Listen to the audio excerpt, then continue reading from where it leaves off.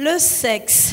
Le sexe, un sujet qui suscite tant de questions, qui mérite d'être compris sous tous les angles. Ses avantages et inconvénients. C'est ce que nous allons découvrir aujourd'hui dans la rubrique « Bonne à savoir ». Mesdames, Messieurs, nous avons aujourd'hui l'heureux privilège d'accueillir sur le podium de Meet Haïti de l'émission Espace des Jeunes un invité spécial. Il est médecin, obgyn. Il a reçu des formations spécialisées en colposcopie, laparoscopie. Actuellement, il est moniteur de stage en obgyn à la FMP. Membre du comité scientifique de la Société haïtienne d'obstétrique et de gynécologie. Il est médecin affilié à l'hôpital du Canapé Vert. Il a terminé ses études médicales à la FMP. Il a effectué des stages en Belgique, aux USA. Il a reçu en 2013 une formation en laparoscopie par des membres de l'Université de Minnesota. Et aujourd'hui, il est là pour nous parler sur un sujet palpitant d'intérêt, le sexe, ses avantages et inconvénients. Mesdames, Messieurs, veuillez accueillir chaleureusement le docteur Grégory Boger.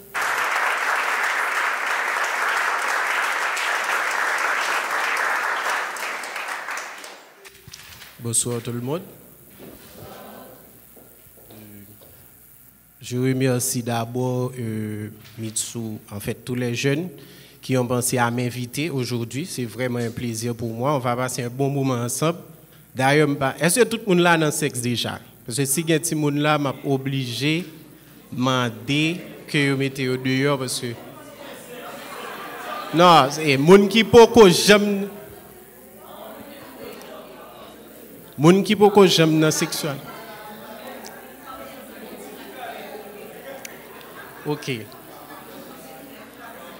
Très bien. Moun qui peut que j'aime un rapport sexuel du tout, m'pense conférence ça peut-être li pas convenable. OK?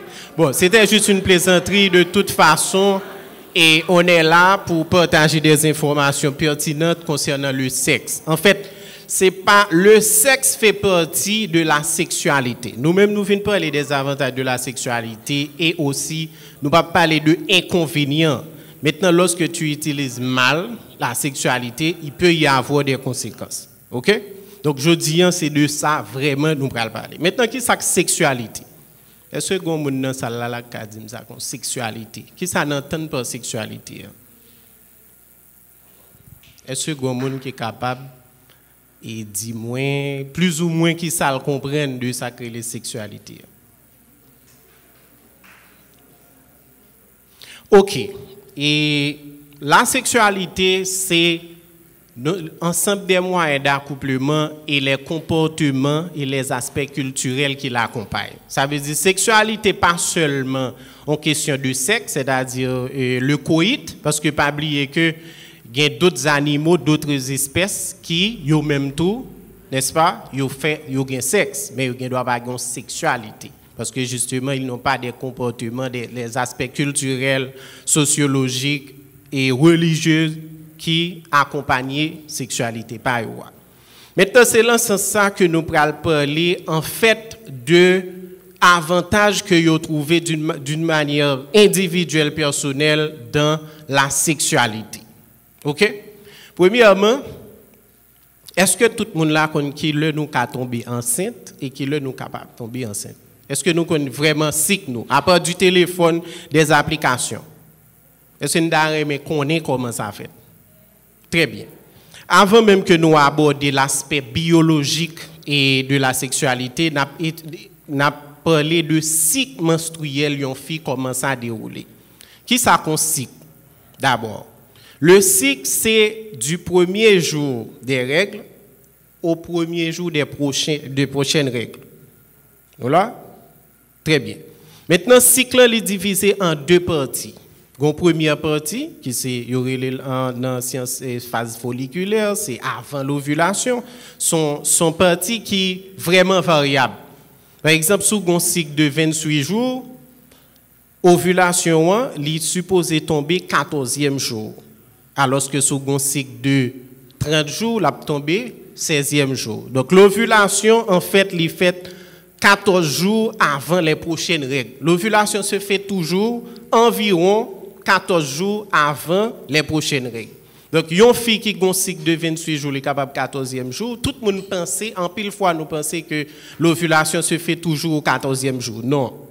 L'ovulation se fait 14 jours avant les prochaines règles. Donc, sous un cycle de 30 jours, la 16e jour, là, sous un cycle de 32 jours, la combien de jours? 18e jour. Donc, entre 18e, n'oubliez pas l'ovule, ça peut vraiment survivre jusqu'à 24 heures. Autrefois, on pensé à 48 heures de temps. Bien entendu, il y a des exceptions. Jusqu'à présent, il y a des gens qui ont ovule qui ont 48 heures. Mais en général, c'est 24 heures de temps. Maintenant, pour les garçons, lorsqu'un garçon éjacule, le spermatozoïde il arrêté combien de jours? 72 heures, mais il arrive jusqu'à 5 jours. OK? Donc, c'est ça qui fait que période ça, si vous pas vraiment voulu tomber enceinte, il faut que vous évitez toute période côté que qui entoure ovulation, à savoir 3 jours avant le jour exact, 2 jours après le jour exact.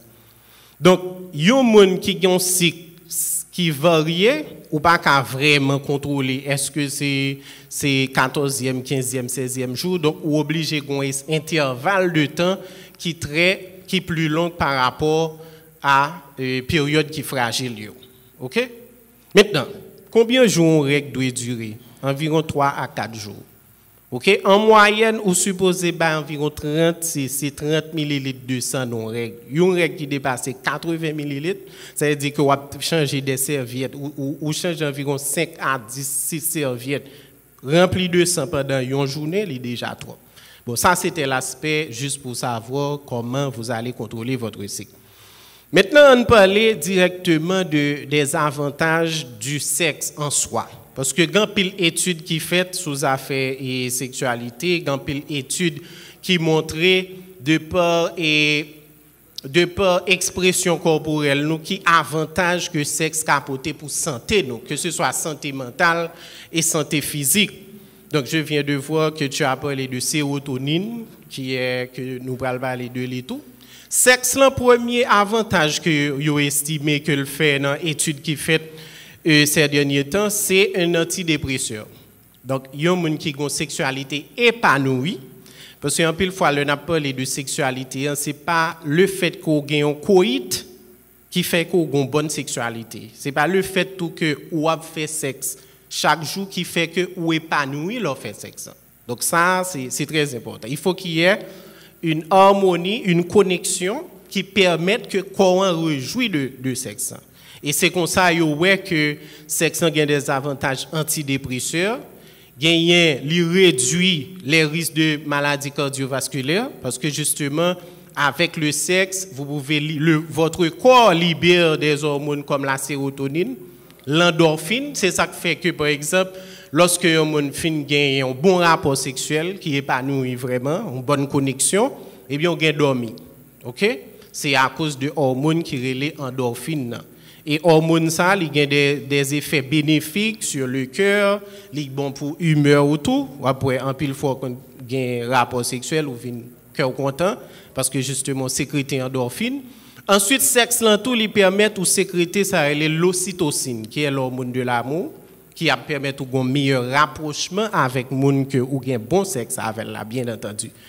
Et donc, tout ça, c'est des effets que la science a révélés et comme bienfait que le sexe capable de porter quand on monde dans le corps. Ensuite, il estime tout que le sexe, là, par exemple, chez les garçons, des études prouvées, randomisées, prouvent que un garçon qui gagne sexe environ 21 fois par mois, bien entendu, c'est difficile, il réduit de 19% le risque de cancer de la prostate.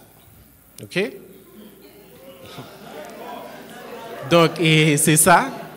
Oui, ce sont des études. En fait, Ce sont des études qui sont disponibles sur le net, donc c'est comme ça réduit le risque de cancer de la prostate. Donc le sexe a ses avantages. Ensuite, lorsque vous gagnez endorphine, dopamine et sérotonine qui sécrétées, vous agissez sur les vaisseaux sanguins qui permettent une meilleure circulation. Et endorphine dans tout, comme elle a dit, les avantages du rire, dans le rire, tout sécrété endorphine, qui sont analgésiques tout. Donc, comme on a souffert de migraine tout le temps, ça peut arriver que à un certain moment, sous vraiment sécréter endorphine, eh bien, les calmer douleur. Donc là, ce sont vraiment des avantages physiques, biologiques du sexe, parce que justement, gagner tout, lorsqu'il y a une sexualité déresponsabilisée, irresponsable, donc nous allons gagner tout des conséquences, des inconvénients.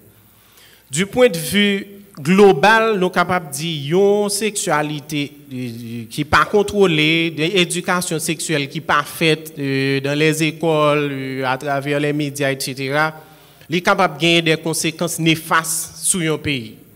À savoir, premièrement, l'explosion démographique, ce que nous sommes en train de vivre dans l'ère métropolitaine de Port-au-Prince, puisque pas dans quel programme les programmes de planification familiale que nous avions eu dans le temps, c'était sponsorisé.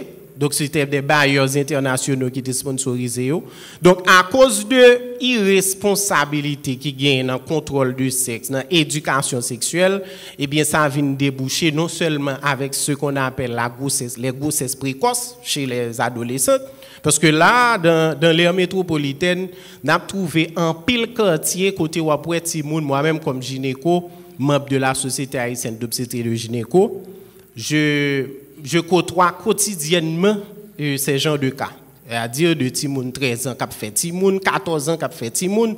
Donc, qui ça aboutit avec lui? Je ne pas prêler ça son inconvénient du sexe. Nous avons dit que ce sont des effets néfastes lorsque la sexualité n'est pas contrôlée, lorsque l'éducation sexuelle n'est pas faite dès l'enfance. OK?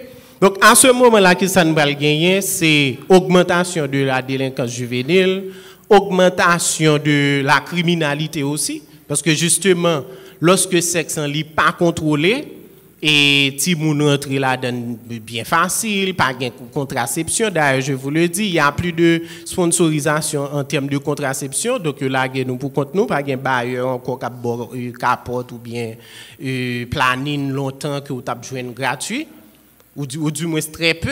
Donc là, nous laguer pour compte nous, c'est une seule option que nous gagnons, c'est l'éducation. L'éducation des enfants, des filles, l'éducation des adolescents et des jeunes. Donc nous devons gagner une attitude responsable. Le sexe, c'est bon, c'est vraiment intéressant pour la santé, c'est vraiment intéressant pour l'épanouissement personnel, mais cependant, il faut quand même une certaine responsabilisation pour que le sexe là, l'irrité, un plaisir, l'irrité tout, un moyen d'accouplement, de reproduction, mais dans les bonnes conditions. Parce que pas oublier que nous avons tout aspect que nous avons parlé là.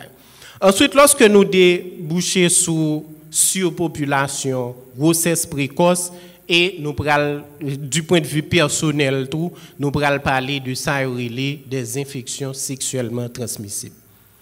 Ben, c'est que tout le monde là, ben, c'est nous tous là, nous connaissons qui maladie, tout le monde a appris dans faire bagaille. Qui ça lié? Oui, VIH, ok. Chlamydia, ok. Donc, du point de vue personnel, individuel, sexe là, lui-même tout, il y a des dangers là-dedans lorsque il est fait de manière irresponsable ou du moins sans contrôle. Et un premier danger du point de vue individuel, personnel, c'est la propagation des infections sexuellement transmissibles. À savoir HIV, qui c'est virus, qui est une catastrophe humanitaire que nous connaissons dans les dernières années. Mais ce n'est pas seulement HIV, il y a tout chlamydia. En pile de nous là, qu'on a chlamydia. Lui-même, tout son bactéries qu'on est capable de prendre en fait bagaille qui, à un certain moment de la durée, a gagné de graves conséquences.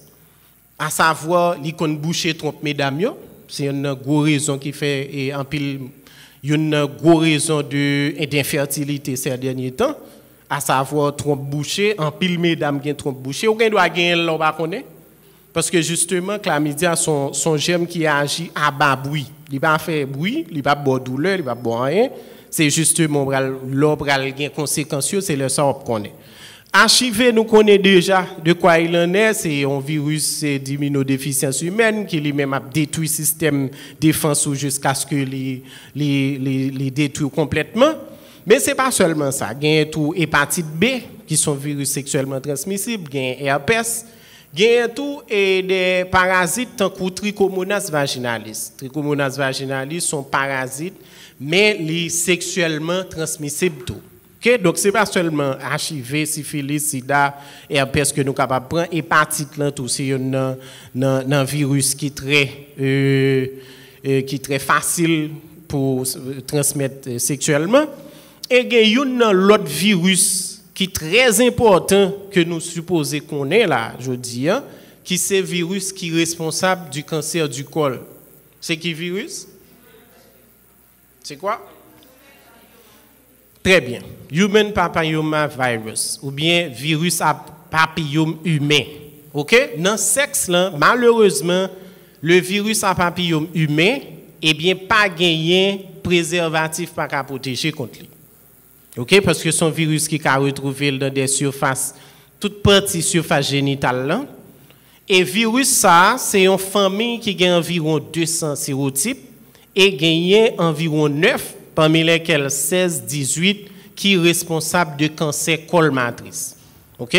Donc nous connaissons que dans l'Amérique, nous-mêmes en Haïti, nous sommes le premier pays qui a plus de cancer du col, dans toute l'Amérique, à savoir 93% 1000. 93% 1000 moun en Haïti ont un problème dans le col matricieux et il y a 53 sur 100 000 qui mourent de cancer du col. Maintenant, le cancer du col, là, qui est important, c'est dès que une fille commence à avoir un rapport sexuel à partir de 21 ans, eh bien, on supposé commencer à faire dépistage. OK?